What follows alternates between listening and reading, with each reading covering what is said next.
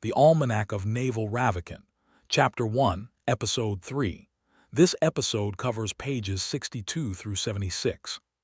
They pay you what you're worth, then you can get your time back, you can be hyper-efficient. You're not doing meetings for meetings' sake. You're not trying to impress other people. You're not writing things down to make it look like you did work. All you care about is the actual work itself. When you do just the actual work itself, you'll be far more productive, far more efficient.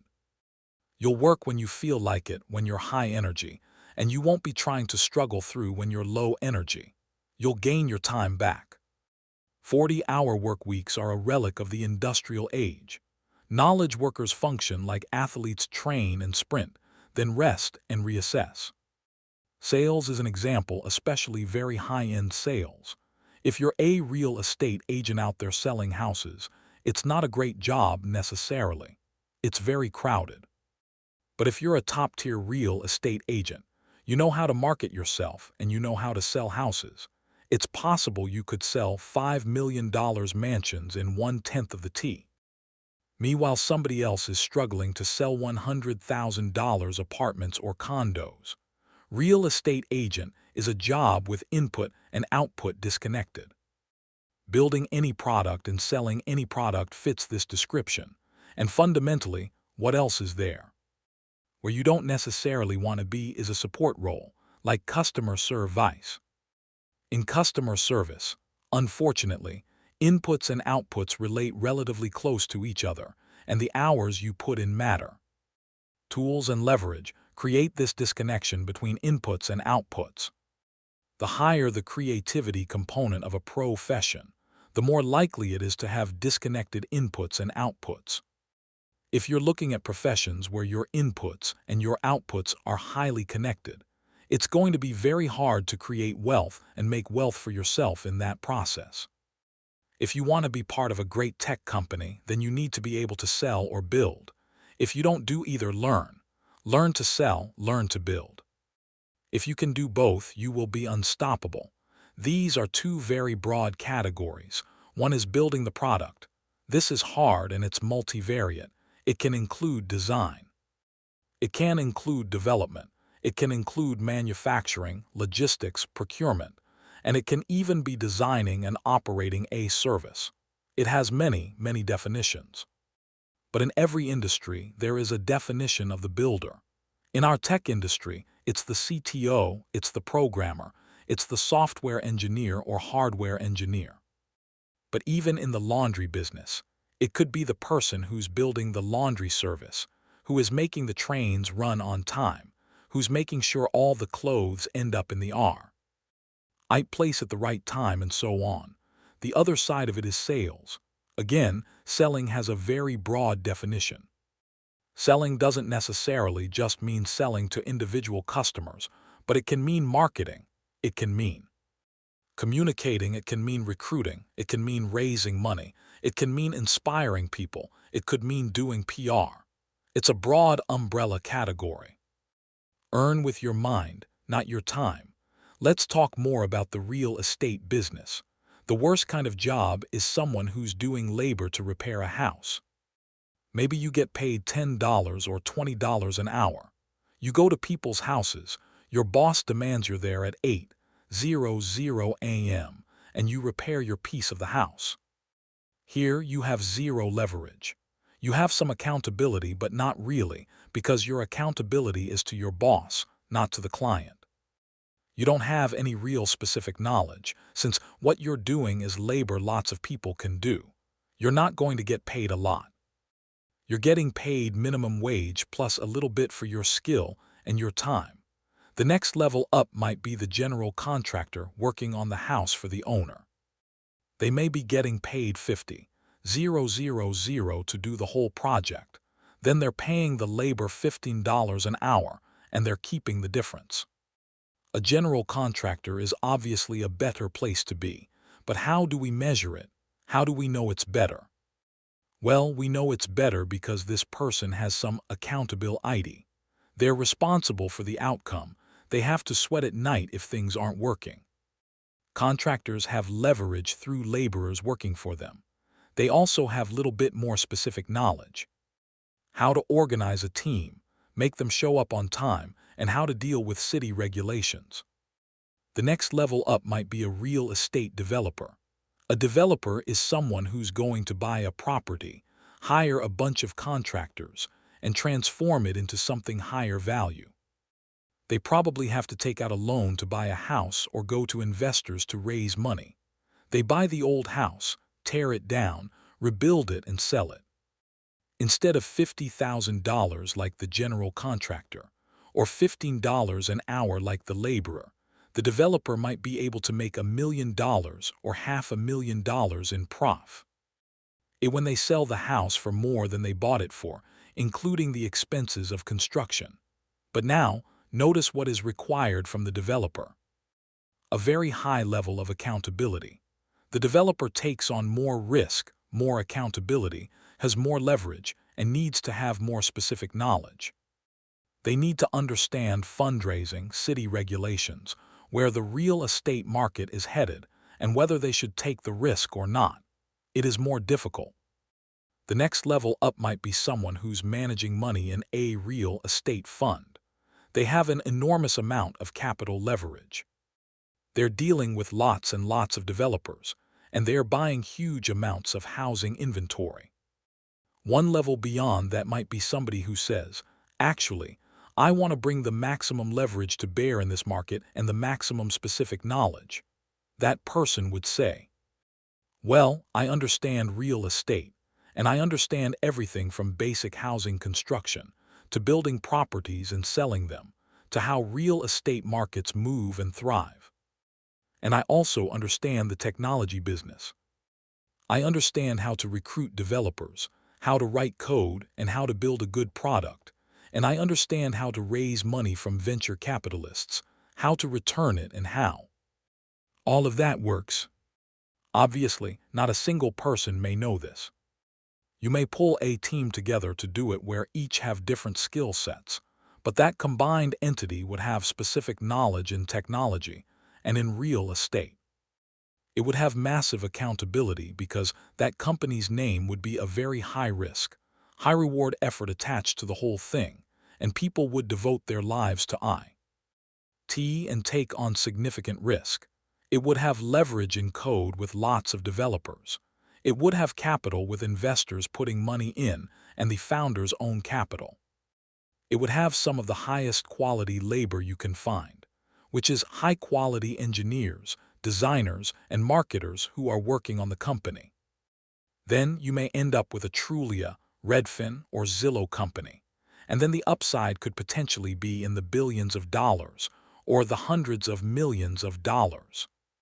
Each level has increasing leverage, increasing accountability, increasingly specific knowledge. You're adding in money-based leverage on top of labor-based leverage.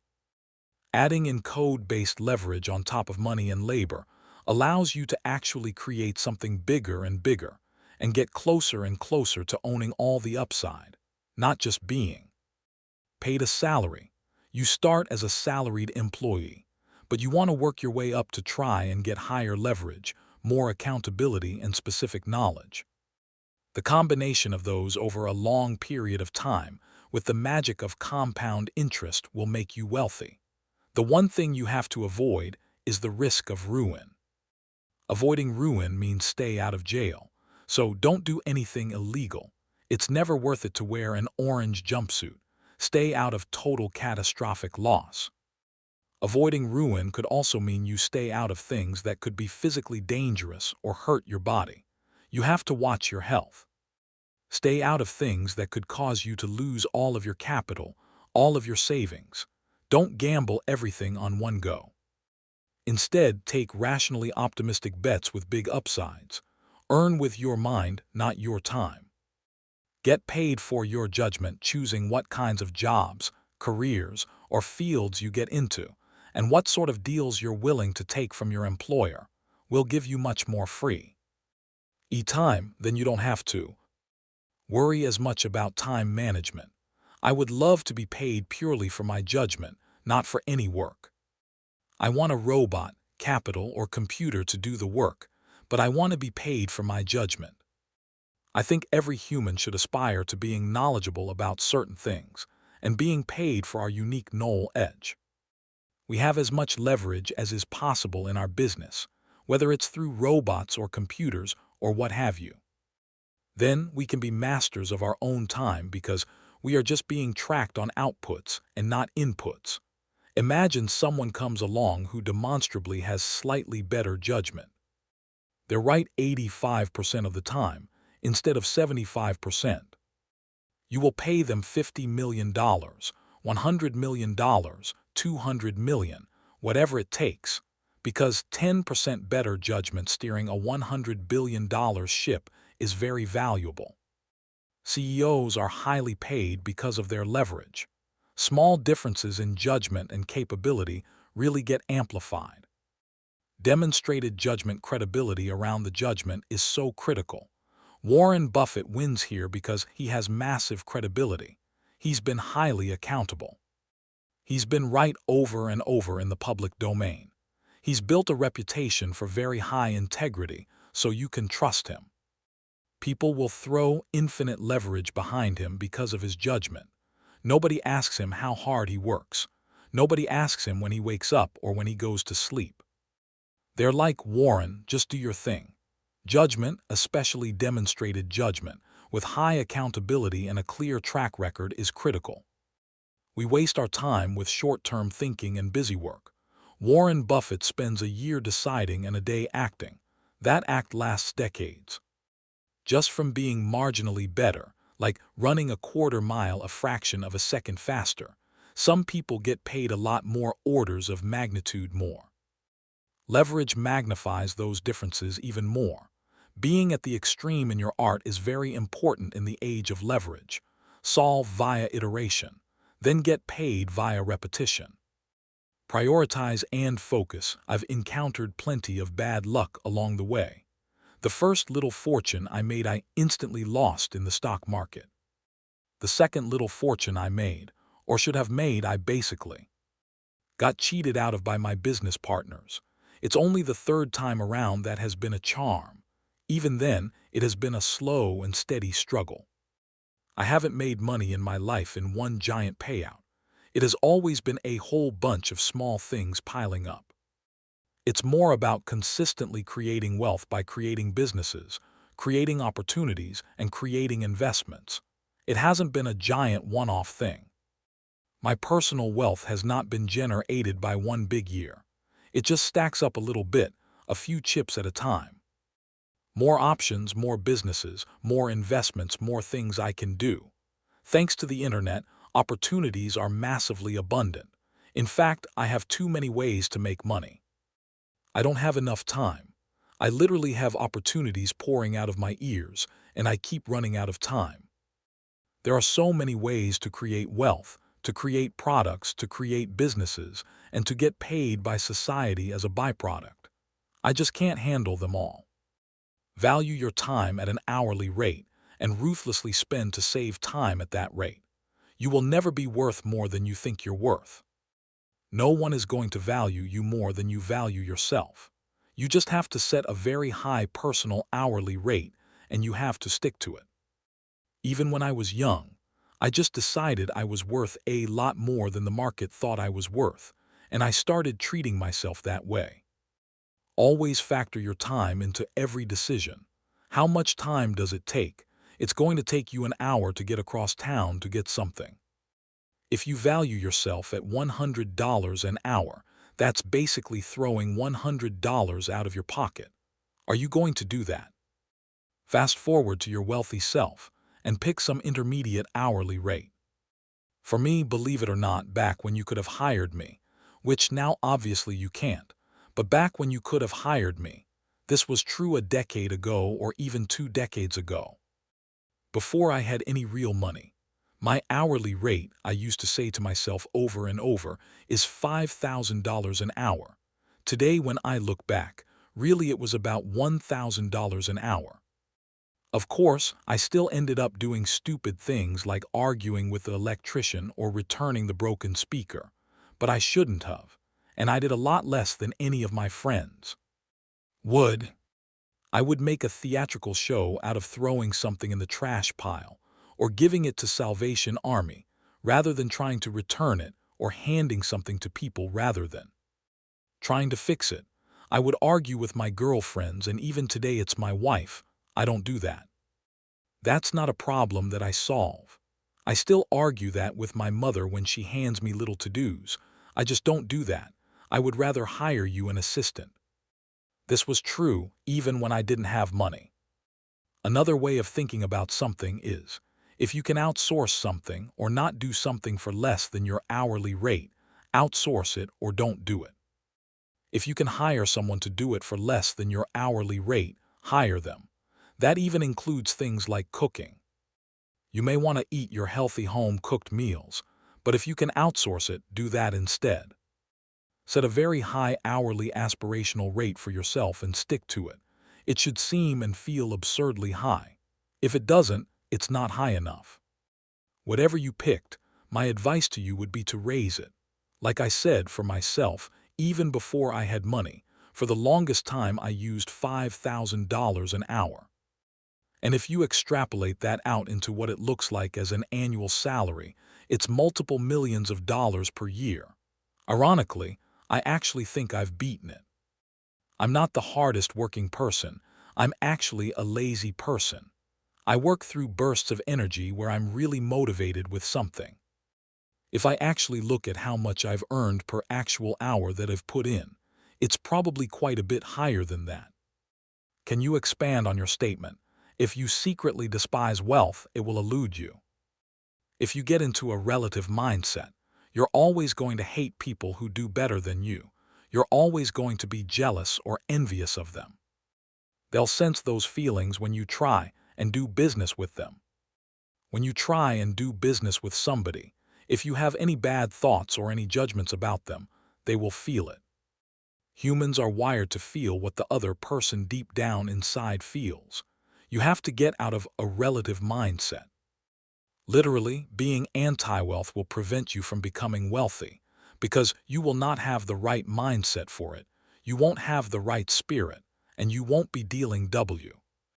If people on the right level, be optimistic, be positive. It's important.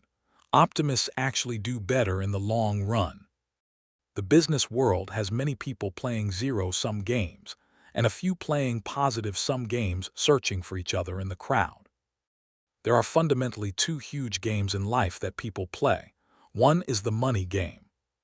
Because money is not going to solve all of your problems, but it's going to solve all of your money problems. People realize that, so they want to make money. But at the same time, many of them, deep down, believe they can't make money. They don't want any wealth creation to happen. So they attack the whole enterprise by saying, well, making money is evil. You shouldn't do it. But they're actually playing the other game, which is the status game. They're trying to be high status in the eyes of other people watching by saying, well, I don't need money. We don't want money. Status is your ranking in the social hierarchy. Wealth creation is an evolutionarily recent positive-sum game. Status is an old zero-sum game. Those attacking wealth creation are often just seeking status. Status is a zero-sum game. It's a very old game. We've been playing it since monkey tribes. It's hierarchical. Who's number one? Who's number two? Who's number three? And for number three to move to number two has to move out of that slot. So, status is a zero-sum game. Politics is an example of a status game. Even sports are an example of a status game. To be the winner, there must be a loser. I don't fundamentally love status games. They play an important role in our society, so we can figure out who's in charge. But fundamentally, you play them because they're a necessary evil. The problem is, to win at a status game, you have to put somebody else down. That's why you should avoid status games in your life. They make you into an angry, combative person. You're always fighting to put other people down, to put yourself and the people you like up. Status games are always going to exist. There's no way around it, but realize most of the time, when you're trying to create wealth and you're getting attacked by someone else, they're trying to increase their own status. at your expense. They're playing a different game, and it's a worse game. It's a zero-sum game instead of a positive-sum game. Play stupid games, win stupid prizes. What is the most important thing to do for younger people starting out? Spend more time making the big decisions. There are basically three really big decisions you make in your early life: where you live, who you're with, and what you do. We spend very little time deciding which relationship to get into. We spend so much time in a job, but we spend so little time deciding which job to get into. Choosing what city to live in can almost completely determine the trajectory of your life, but we spend so little time trying to figure out what city to live in. Advice to a young engineer considering moving to San Francisco: do you want to leave your friends behind, or be the one left behind? If you're going to live in a city for 10 years, if you're going to be in a job for 5 years, if you're in a relationship for a decade, you should be spending 1 to 2 years deciding these things. These are highly dominating decisions. Those 3 decisions really matter. You have to say no to everything and free up your time so you can solve the important problems. Those 3 are probably the 3 biggest ones. What are 1 or 2 steps you take to surround yourself with successful people? Figure out what you're good at and start helping other people with it. Give it away. Pay it forward. Karma works because people are consistent. On a long enough time scale, you will attract what you project. But don't measure, your patience will run out if you count. An old boss once warned, "You'll never be rich since you're obviously smart, and someone will always offer you a job that's just good enough." How did you decide to start your first company? I was working at this tech company called At Home Network, and I told everybody around me, my boss, coworkers, my friends, in Silicon Valley, all of these other people are starting companies. It looks like they can do it. I'm going to start a company. I'm just here temporarily. I'm an entrepreneur. I didn't actually mean to trick myself into it. It wasn't a deliberate, calculated thing. I was just venting, talking out loud, being overly honest. But I didn't actually start a company. This was in 1996. It was a much scarier, more difficult proposition to start a company then. Sure enough, everyone started saying, "What are you still doing here? I thought you were leaving to start a company. And wow, you're still here." I was literally embarrassed into starting my own company. Yes, I know some people aren't necessarily ready to be entrepreneurs, but long term, where did we come up with this idea the correct logical thing to do is for everybody to work for somebody else? It is a very hierarchical model. Find work that feels like play. Humans evolved as hunters and gatherers where we all worked for ourselves. It's only at the beginning of agriculture we became more hierarchical. The Industrial Revolution and factories made us extremely hierarchical because one individual couldn't necessarily own or build a factory. But now, thanks to the internet, we're owing back to an age where more and more people can work for themselves. I would rather be